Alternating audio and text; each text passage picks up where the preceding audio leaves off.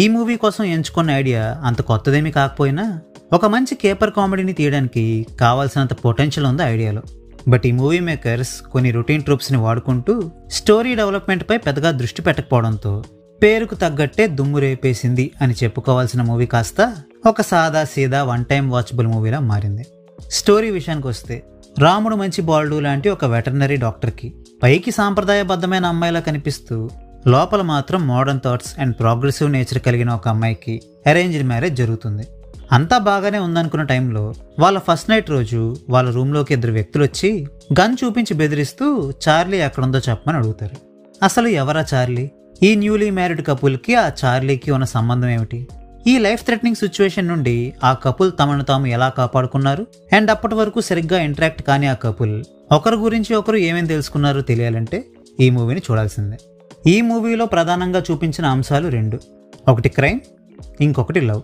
క్రైమ్కి సంబంధించి ఈ మూవీలో ఏదైతే సెటప్ చేశారో ఆ సెటప్ చేసిన విధానంలోనే చాలా లూప్ హోల్స్ ఉన్నాయి. సరే, ఇది క్రైమ్ కామెడీ కదా, అందుకే ఆ క్రైమ్ ఎలిమెంట్ని అంత సీరియస్గా తీసుకోలేదేమో అని మీరు అనుకోవచ్చు.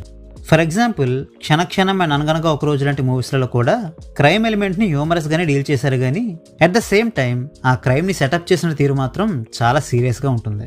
ఇలా చేయడం వల్ల లాభం ఏంటంటే, మూవీని చూస్తున్నంతసేపు ఆడియన్స్ ఎంత ఎంటర్టైనింగ్గా ఫీల్ అయినా కూడా లోపల మాత్రం ఒక చిన్న టెన్షన్ రన్ అవుతూ ఉంటుంది.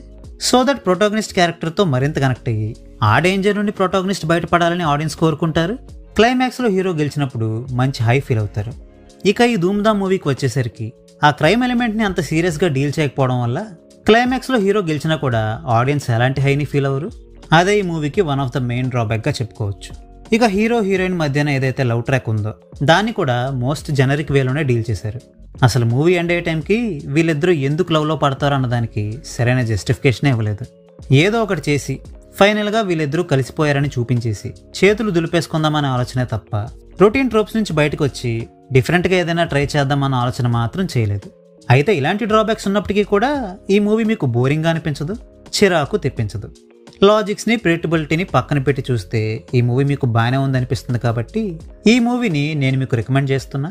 ఎలాగో ఈ మూవీ నెట్ఫ్లిక్స్లోనే స్ట్రీమ్ అవుతుంది కాబట్టి టైంపాస్ కోసం ఏదైనా మూవీని చూడాలి అనుకున్నప్పుడు వీలైతే ఈ మూవీని ఒకసారి చూడడానికి ట్రై చేయండి. So well, that's a wrap on this video. ఈ వీడియో మీకు నచ్చితే వీడియోని లైక్ చేయండి. మరిన్ని మూవీ రివ్యూస్ కోసం ఛానల్కి సబ్స్క్రైబ్ చేసుకోండి. We will meet you next video. Thanks for watching.